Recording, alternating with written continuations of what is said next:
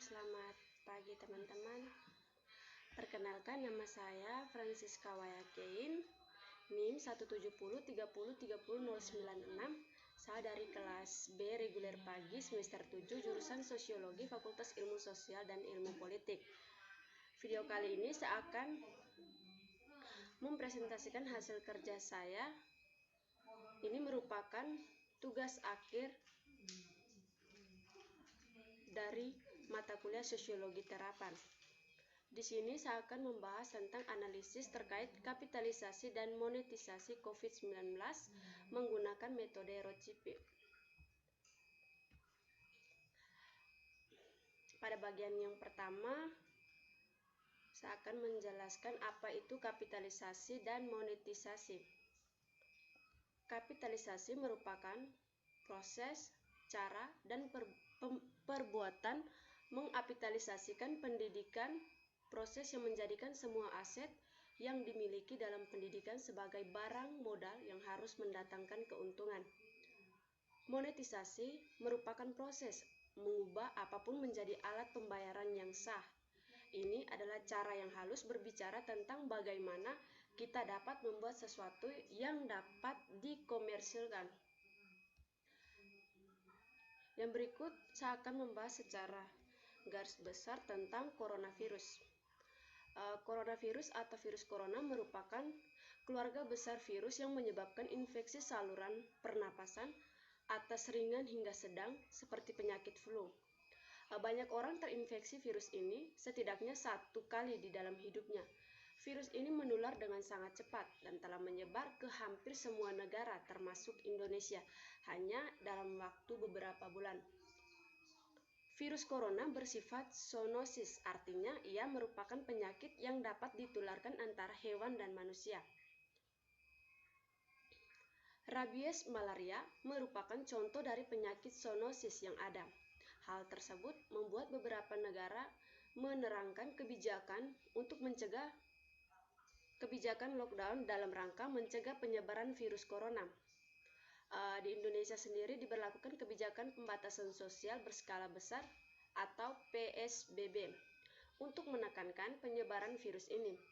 Virus ini menular melalui percikan dahak atau droplet dari saluran pernapasan, misalnya ketika berada di ruang tertutup yang ramai dengan sirkulasi udara yang kurang baik atau kontak langsung dengan droplet.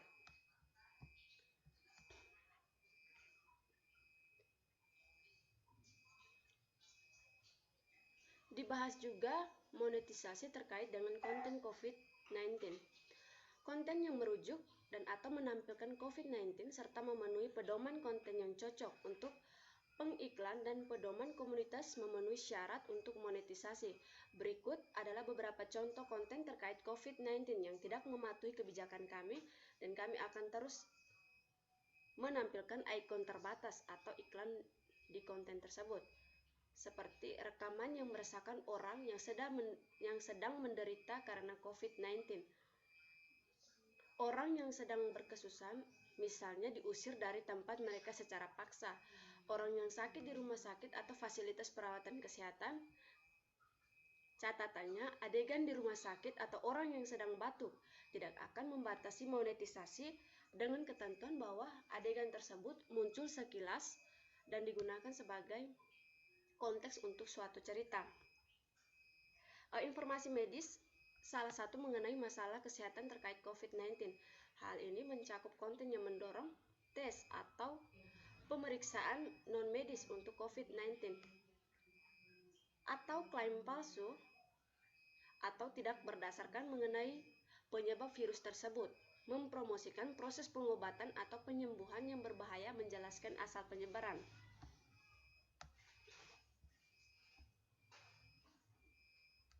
Contohnya, virus tersebut diciptakan oleh satu atau beberapa pemerintah sebagai senioritas biologis. Virus tersebut diciptakan oleh beberapa perusahaan. COVID-19 disebarkan melalui teknologi. COVID-19 menyasar kelompok etnis tertentu. Konten yang mengklaim bahwa pandemi tersebut merupakan hoax, pengalihan kasus, atau serangan yang disengaja. Lelucon dan tantangan. Lelucon atau tantangan apapun terkait COVID-19 yang mendukung aktivitas yang berbahaya secara medis, misalnya secara sengaja terpapar virus atau memicu kepanikan, termasuk diantaranya yaitu yang pertama, pura-pura pingsan di hadapan publik, batuk atau bersin, atau pura-pura batuk atau bersin ke arah orang di sekitar atau bahan makanan, membohongi pasangan dengan mengatakan Anda terinfeksi virus corona, menakuti orang lain agar mereka menganggap Anda sudah terinfeksi virus corona.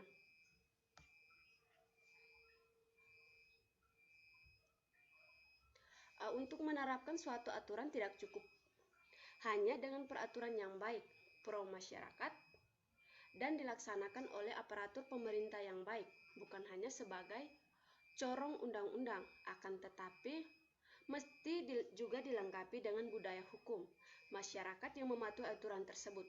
Budaya hukum suatu masyarakat ditentukan dalam nilai-nilai tertentu yang hidup dalam masyarakat dan dijadikan acuan dalam membuat suatu aturan.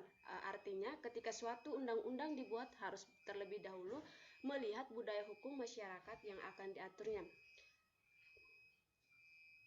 Suatu aturan yang tidak sesuai dengan budaya hukum masyarakat maka akan menjadi sia-sia belaka.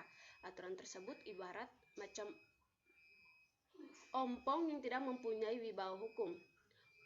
Untuk itu, dalam pembuatan suatu aturan harus mengkaji dan mengetahui terlebih dahulu budaya hukum masyarakat yang akan diaturnya.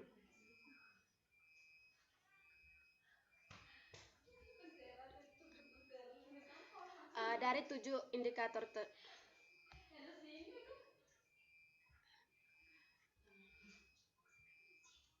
dalam upaya mengetahui budaya tersebut, salah satu caranya adalah dengan melakukan studi ilmiah terhadap suatu peraturan yang akan dibuat, yaitu biasanya dikenal dengan naskah akademik. Suatu rancangan peraturan perundang-undangan dalam suatu NA terdapat kajian ilmiah mengenai keadaan sosiologis masyarakat terhadap suatu aturan yang akan dibuat.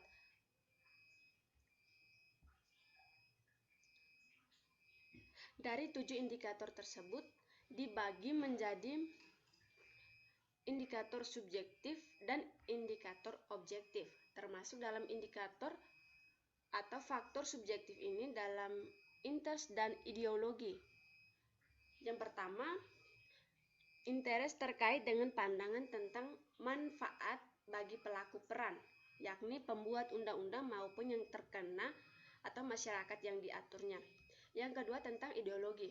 Ideologi terkait dengan masalah yang lebih luas, cakupannya yakni nilai, sikap, selera, bahkan mitos-mitos dan asumsi-asumsi tentang dunia, agama, kepercayaan politik, sosial, dan ekonomi. Sedangkan yang termasuk indikator atau faktor objektif adalah ROCP. Dapat dijelaskan yang pertama, rules adalah faktor bahwa orang berperilaku tidak hanya dalam satu peraturan, tetapi dalam kerangka peraturan perundang-undangan yang sering saling terkait. Yang kedua, opportunity adalah faktor lingkungan eksternal dari pihak-pihak yang akan dituju yang juga harus diketahui secara jelas sehingga memungkinkan mereka berperilaku sesuai dengan perintah atau larangan peraturan perundang-undangan yang akan dibuat. Yang ketiga, tentang capacity adalah faktor yang terkait dengan ciri-ciri pelaku internal yang mungkin punya masalah yang bisa mendorong mereka atau menyulitkan mereka, memungkinkan mereka untuk menaati peraturan perundang-undangan.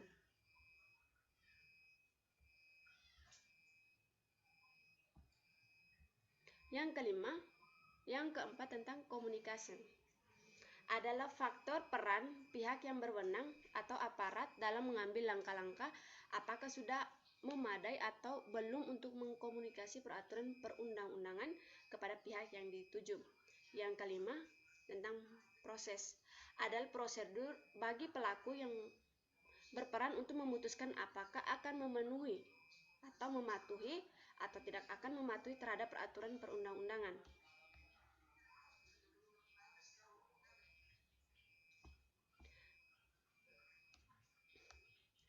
Dalam menganalisis model data ROCP menjelaskan bagaimana kaitannya dengan dalam COVID-19. Cek fakta mengatakan rumah sakit dituding dijadikan COVID-19 sebagai lahan bisnis. Kejadian ini membuktikan kalau tim medis atau dokter menjadikan pandemi COVID-19 sebagai lahan mata pencaharian biar bukan penyakit COVID-19 dipaksakan untuk memvonis PDP COVID-19 atau positif COVID-19, malah sampai mau menyogok anak korban agar setuju almarhum bapaknya untuk dijadikan COVID-19. Berdasarkan kutipan di atas, dapat dikatakan bahwa ada dana di corona. Ada 3 hal yang harus diperhatikan oleh pemerintah agar penanganan COVID-19 optimal dan kepercayaan publik terbangun dengan baik. Yang pertama, pemerintah harus ada sinergi antar lembaga, daerah juga pemerintah pusat, vertikal dan horizontal. Birokrasi tidak hanya semata kelembagaan tetapi fungsinya berperan. Peran yang harus dioptimalkan adalah komunikasi. Yang kedua, disarankan kepada pemerintah untuk memperbaiki peran dan fungsi komunikasi. Pemerintah perlu menentukan siapa saja yang memiliki kewenangan menyampaikan informasi terkait penanganan COVID-19.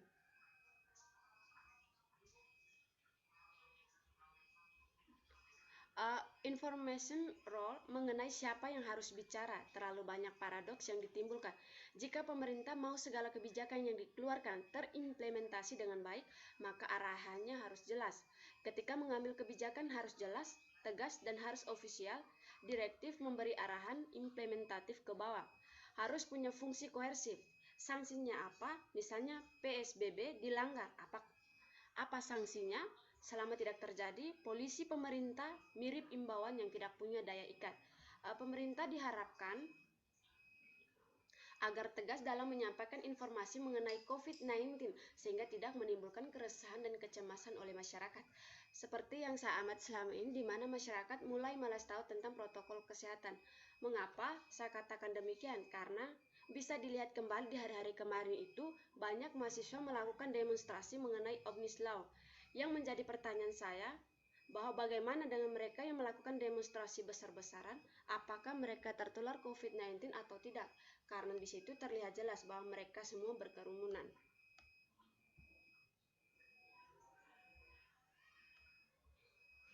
Sedangkan pemerintah mengeluarkan kebijakan untuk semua masyarakat agar menghindari kerumunan. Tetapi mengapa ini berbanding terbalik?